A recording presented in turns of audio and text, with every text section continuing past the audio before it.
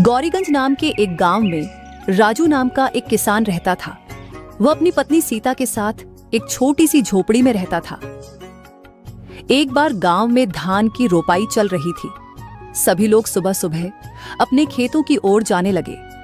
मैं जा रहा हूँ खेत पर, तुम खाना लेकर वहीं आ जाना और भाग्यवान साथ में थोड़ी दही का शरबत भी ले लेना। ठीक है जी, आप जाइए, मैं ले आऊंगी। राजू अपने खेत में पहुंचता है।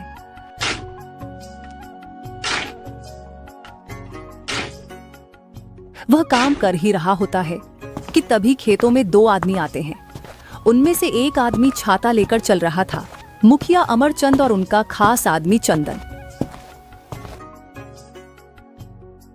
साहब, ये है राजू। हर साल इसकी बहुत अच्छी फसल आती है। मैं तो कहता हूँ कि इसे ही 8 बोरी अनाज के लिए बोल देते हैं। गरीब है मालिक, 2 पैसा कमा लेगा तो दुआ ही देगा। ठीक है चंदन, तुम जाकर इसे बता दो। जी मालिक। अरे ओ राजू, सुन तो। क्या बात है चंदन भाई? मुखिया जी तुझसे मिलना चाहते हैं। मुझसे मिलना चाहते हैं? पर क्यों? अरे वह तुम्हारी फसल खरीदना चाहते हैं। चल अब जल्दी जा। जी मुखिया जी। आओ राजू आओ, सुना है तुम्हारी फसल बहुत अच्छी होती है। क्या इस बार की फसल तुम हमें बेचना चाहोगे? बाजार से भी अच्छा दाम दे दूंगा। ये तो हमारे लिए सौभाग्य की बात है मालिक।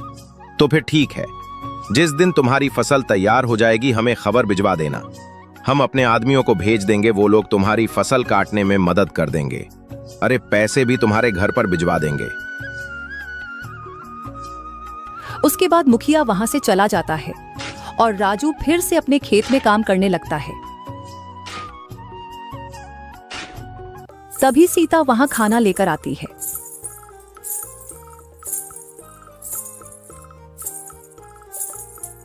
सुनिए जी, आकर खाना खा लीजिए, और हाँ, साथ में दही का शरबत भी लाई हूँ, ये लीजिए। इसके बाद राजू सीता के पास पहुंच जाता है। लाओ लाओ, बड़ी भूख लगी है। सीता, आज खेतों पर मुखिया जी आए थे। पता है उन्होंने क्या कहा? उन्होंने कहा है कि इस बार वह हमारी फसल खरीदेंगे और बाजार से अच्छा दाम भी देंगे। क्या कहा जी? ये तो बड़ी अच्छी बात है। ये सब भोलेनाथ की कृपा से हुआ है। अजी, मैं कहती थी ना, एक दिन सब ठीक हो जाएगा। हाँ सीता, भोलेनाथ करें ऐसा ही हो। फिर दोनों साथ में बैठकर खेतों पर ही खाना खाते हैं।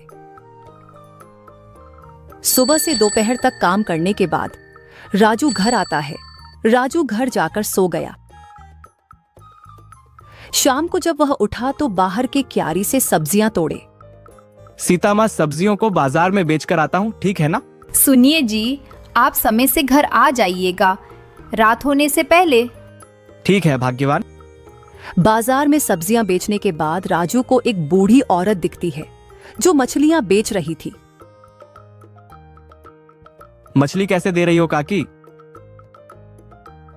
बेटा राजू, भगवान की कृपा से आज तुम मेरी सारी मछलियां बिक गईं। अब शाम भी हो रही है और मुझे घर भी जाना है। एक काम करो, 100 रुपए में तुम ये दोनों मछली ले जाओ। ये लो काकी, 100 रुपए।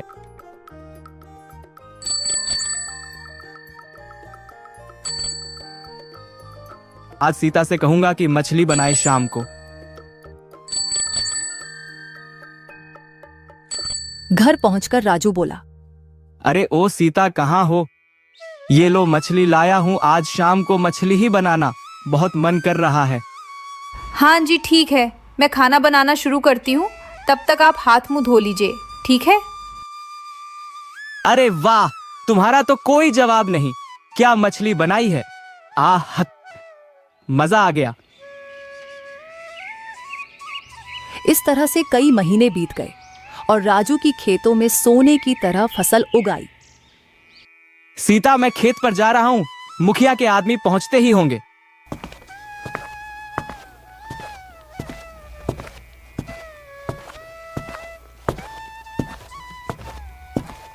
राजू खेत में गया। चल बेटा राजू, तैयार हो जा, अब बहुत काम करना है आज। तभी मुखिया के आदमी भी वहां पहुंच जाते हैं।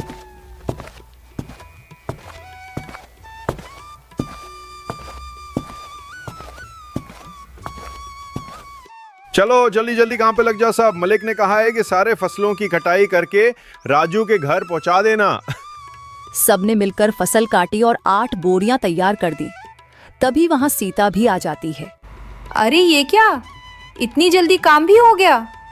इसलिए तो कहते हैं सीता की एकता में बाल है। जो काम मुझे अकेले करने में 2-3 दिन का समय लगता, वह काम हम 4 लोगों ने मिलकर कुछ ही घंटे में कर दिया।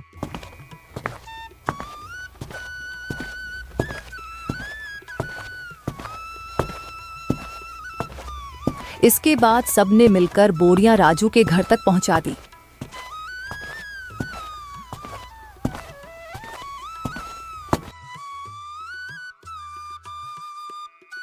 चलो भाई राजू, अब हम चलते हैं। कल हम सब आके ये बोरियां सेठ के घर ले जाएंगे।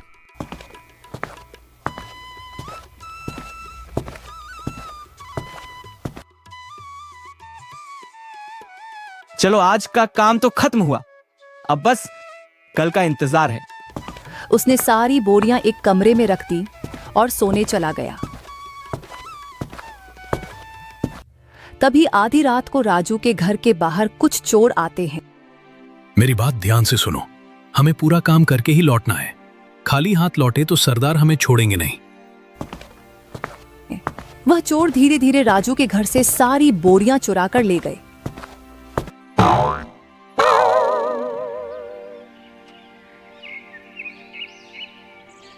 अगले सुबह सीता चिल्लाने लगी।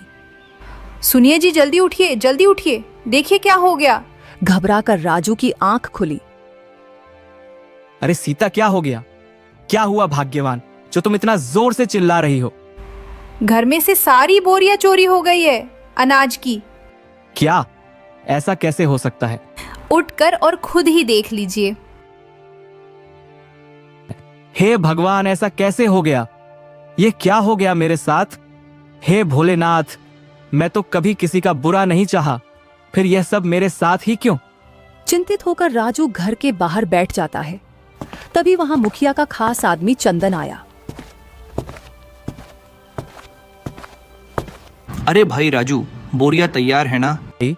कल रात को ही मेरे घर से सारी बोरियां चोरी हो गई। ये क्या कह रहे हो राजू?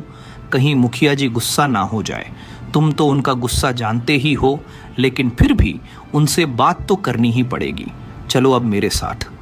राजू चंदन के साथ अमरचंद के घर गया। क्या हुआ राजू, तुम सब खाली हाथ क्यों आ रहे हो? मुखिया जी, कल मेरे घर से सारी बोरियां चोरी हो गई। सुबह हमने देखा तो अनाज की सारी बोरियां गायब थीं। यह क्या मजाक है राजू?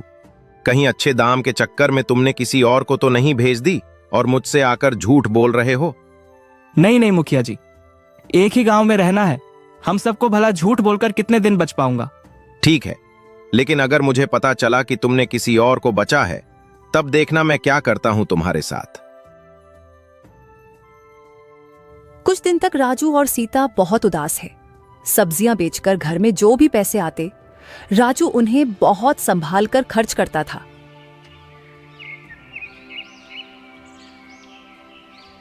एक दिन राजू खाना खाने बैठा और सीता भी उसके पास ही बैठी थी। सुनिए ना, कितने दिन हो गए हमें इस तरह से सब्जियां बेचकर गुजारा करते हुए, लेकिन फिर भी हमारा घर नहीं चल पा रहा है। सिर्फ सब्जियां बेचकर हमारा गुजारा नहीं हो सकता। पहले तो हम अनाज बेचकर अपना गुजारा कर लेते थे, जिससे साल भर हमारा खर्च निकल जाता था। लेकिन अब तो हमें अगली फसल के पक जाने तक का इंतज़ार करना होगा। आप बताइए ना, ऐसे कैसे घर चलेगा? मैं जानता हूं, लेकिन मैं क्या करूं? मुझे कुछ भी समझ नहीं आ रहा। कि राजू थाली में रखा अचार रोटी के साथ खाता है। अरे सीता, ये आचार कहां से लाई हो? ये आचार तो मैंने बनाया है घर पर। अरे वह सीता, ये आचार ही हमारी समस्या का समाधान है। मेरी बात सुनो ध्यान से। तुम अचार बनाना और मैं लोगों के घर घर जाकर अचार बेचूंगा। पहले हम लोगों को अचार का स्वास्थ्य खाएंगे, उन्हें पसंद आया तो वह जरूर खरीदेंगे। लेकिन अगर उन्हें पसंद नहीं आया तो? अरे कैसे नहीं आएगा? मेरी सीता ने जो बनाया है वह अंग्रेजी में क्या कहते हैं, फैंटास्टिक अचार बनाती हो तुम।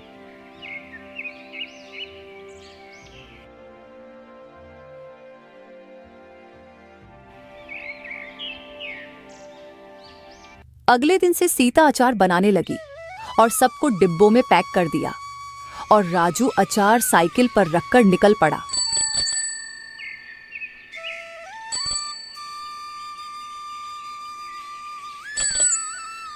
घर पर कोई है भाई? अरे आ रही हूँ। पता नहीं सुबह सुबह कौन परेशान करने आ जाता है। अरे राजू भैया, आप सुबह सुबह यहाँ कैसे आना हुआ? अचार बेचने का काम शुरू किया है भाभी जी, इसीलिए घर घर जाकर अचार बेच रहा हूँ। खरीदना चाहेंगी? 100 रुपए में। जरूर भैया, जरा चखाना तो। उस औरत ने अचार चखा तो उसे बहुत पसंद आया। सच में राजू भैया, ये अचार तो बहुत स्वादिष्ट है। मुझे एक डिब्बी दे दीजिए।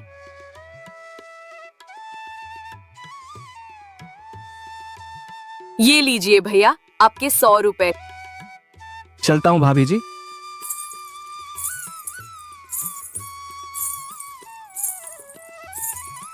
पैसे लेकर राजू आगे बढ़ गया। अरे राजू, तू यहाँ। और बता, कैसा है? उस चोरी के बारे में सुनकर बहुत बुरा लगा भाई। जाने दो भाई, अब क्या ही कर सकते हैं। अच्छा ये बताओ, बाहर से अचार खरीदते हो क्या? हाँ, क्यों? मैंने अचार बेचना शुरू किया है भाई, खरीदना चाहोगे क्या? राजू ने उसे थोड़ा सा अचार छकने को दिया। अरे वो राजू किसने बनाया है ये? सीता ने। भाभी को कहना कि बहुत अच्छा अचार बनती है। बताओ भाई, खरीदोगे? हाँ भाई, एक काम करो, मुझे 2 डिब्बी दे दो। दूसरों से भी तो खरीदता ही हूँ, क्यों ना तुमसे ही खरीद लूं। भाई तुम्हारे 200 हो गए। हाँ भाई, ये लो। उसे 2 डिब्बी देखकर राजू आगे बढ़ गया। पूरा दिन राजू साइकिल पर चलते हुए अचार बेचता रहा। धीरे धीरे राजू का सारा अचार बिक गया। सीता, अरे ओ सीता, कहाँ हो भाग्यवान, जरा इधर तो आना। क्या हुआ जी, अचार बिका या नहीं? अरे सीता, हमारा 4 हाथों हाथ बिक गया, एक भी डब्बा नहीं लौटा। क्या आप सच कह रहे हैं? ये तो बहुत अच्छी बात है। अगर विश्वास नहीं होता तो तुम बाहर जाकर देख लो। सीता ने बाहर जाकर देखा तो साइकिल पर टोकरी खाली रखी हुई थी। इसका मतलब सारा अचार बिक चुका था। ये देखकर सीता बहुत खुश हो जाती है।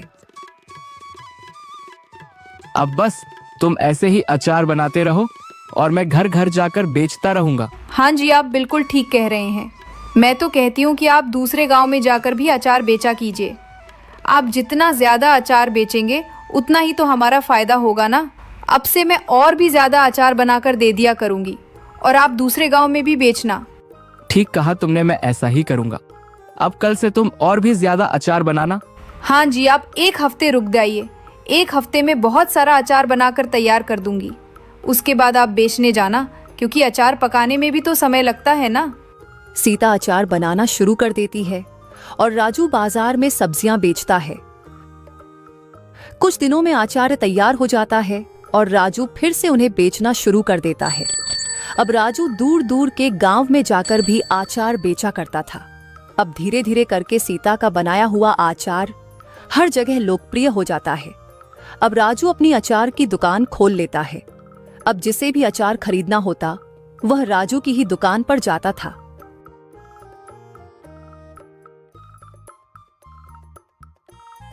एक दिन वहां से गुजरते हुए मुखिया की नजर राजू की दुकान पर पड़ी।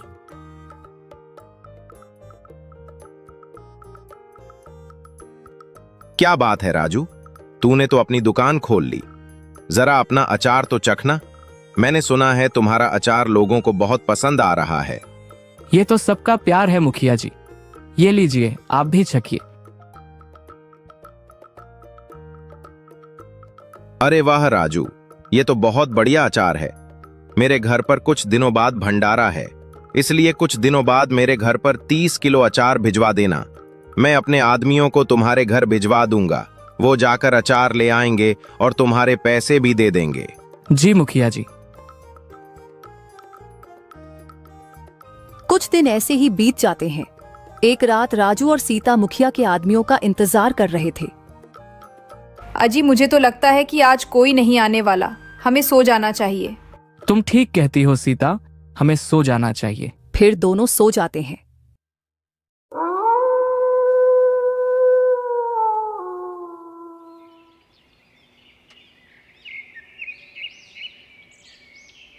अगले दिन जब राजू और सीता उठे तो घर में फिर से चोरी हो चुकी थी। इस बार अचार की चोरी हुई थी। सुनिए जी, घर में फिर से चोरी हो गई है। किसी ने हमारा रखा हुआ सारा अचार चुरा लिया। राजू जल्दी से उठा और वहां गया जहां उसने अचार रखा था। ये सब देखकर राजू बहुत निराश हो गया। हे भगवान, यह क्या हो गया सीता? मैं मुखिया जी को बात कराता हूँ, कहीं और से उन्हें पता चल गया तो गुस्सा करेंगे।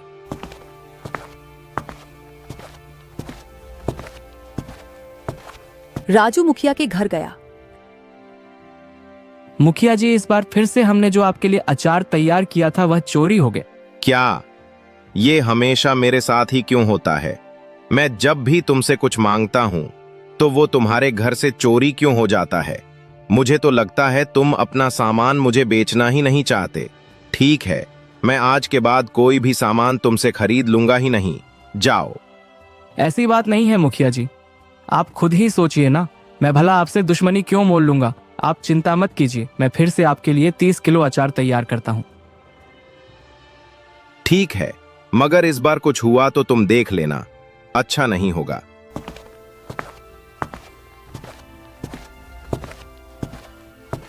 राजू अपने घर गया और चिंता में डूब गया।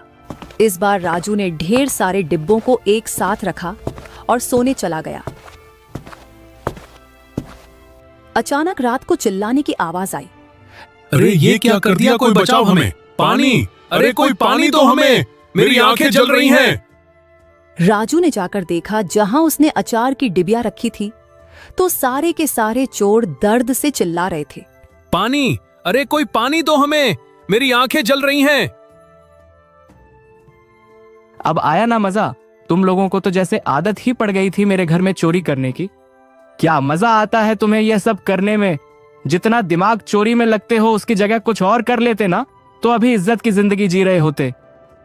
पर नहीं, तुम्हें तो चोरी ही करनी है। अब मिलते रहो अपने आंख। चलो बताओ, क्यों चोरी कर रहे थे? किसने कहा था तुम्हें यह सब करने को? ये सब हम अपनी मर्जी से नहीं कर रहे थे। ये सब हमने चंदन के कहने पर किया। क्या कहा तुमने? चंदन? भला उसे क्या जरूरत पड़ गई? वो सब मुझे नहीं पता। हम लोग को माफ कर दीजिए, पुलिस को मत बुलाइएगा। ठीक है, मैं पुलिस नहीं बुलाऊंगा, लेकिन मेरी एक शर्त है। अगर तुमने गांव में फिर से चोरी की तो मैं चंदन से गवाही दिलवाकर तुम सबको जेल में डलवा दूंगा। ऐसी नौबत नहीं आएगी राजू भाई, हमें माफ कर दो। फिर सारे चोर चले गए। अगले दिन राजू मुखिया जी के घर गया और उसे रात की सारी कहानी बताई। मुखिया जी, ये सारी चोरियां चंदन ने करवाई है। तुम इतने यकीन से कैसे कह सकते हो कि यह सब चंदन का काम है? कल रात मैंने चोरों को पकड़ने के लिए एक जाल बिछाया था। सारे अचार को एक कमरे में रखकर दरवाजा बंद कर दिया था और दरवाजे के ऊपर लाल मिर्च रख दी थी। जैसे ही चोरों ने दरवाजा खोला, वह मिर्च उन पर गिर गई और वे लोग पानी पानी चिल्लाने लगे। मैं उनके पास गया तो उन लोगों ने तोते की तरह सब मेरे सामने उगल दिया। मुखिया के आदमी चंदन को पकड़ कर लाते हैं। मुझे माफ कर दीजिए मुखिया जी, मैं इतने सालों से आपके लिए काम कर रहा हूं, कुछ तो रहम कीजिए। माफ कर दीजिए मालिक। मेरे साथ तो तुमने जो किया सो किया, पर गलत तो तुमने राजू के साथ भी किया है। मगर मुझे एक बात समझ में नहीं आए कि तुम यह सब कर क्यों रहे थे। मैंने तो कभी तुम्हें किसी चीज की कमी नहीं होने दी, फिर तुमने ऐसा क्यों किया? तू ही मेरा सबसे खास आदमी था, जो भी कहा वो दिया, कभी किसी चीज की कमी नहीं होने दी। फिर भी जब भी मैं कुछ मंगवाता था तू उससे एक रात पहले चोरी क्यों करवा देता था? बताने की हिम्मत रखता है तो सच सच बता। मालिक, आपने सही कहा, आपने कभी कोई कमी नहीं होने दी, लेकिन मेरा मन हमेशा डरता रहता था कि अगर एक दिन आपने मुझे निकाल दिया या मेरा भरोसा उठा लिया तो मैं क्या करूंगा। इसलिए मैं पहले ही चीजें चोरी करवा देता था ताकि मैं खुद पर टिक सकूं। गलत किया मालिक, पर डर से किया। मुझे माफ कर दो राजू भाई। ये सब तुम कर रहे थे चंदन, और मैं इतने दिनों से परेशान था। मानता हूं ये सब तुमने डर से किया, लेकिन मैं तुम्हें माफ नहीं कर सकता। मैं नहीं चाहता कि गांव में और किसी के साथ भी ऐसा हो। सबके पास ये सबक पहुंचना चाहिए, इसलिए मुझे किसी माफी की उम्मीद मत रखना। तभी पुलिस वाले आते हैं और चंदन को अपने साथ गिरफ्तार करके ले जाते हैं। भाइयों, अचार ले आओ। मुखिया के आदमी ढेर सारा अचार ले आए। यह लीजिए मुखिया जी, इस बार हमारा सामान आपके घर तक पहुंच ही गया। हाँ राजू, यह लो तुम्हारे पैसे। तुम सच में मेहनती और ईमानदार किसान हो। आपका बहुत बहुत शुक्रिया मलिक। अब मैं चलता हूँ। फिर राजू अपने घर लौट गया और इसके बाद से उसके घर कभी कोई चोरी नहीं हुई और राजू का काम भी अच्छे से चलने लगा। कई बार लोग सुरक्षा या भरोसे की कमी से गलत रास्ता चुन लेते हैं। ये कहानी यही बताती है कि विश्वास की डोरी दोनों तरफ से मजबूत होनी चाहिए और कभी-कभी वफादारी के पीछे भी डर छुपा होता है, खोने का डर। कहानी पसंद आई हो तो वीडियो को लाइक करके चैनल को सब्सक्राइब जरूर करें।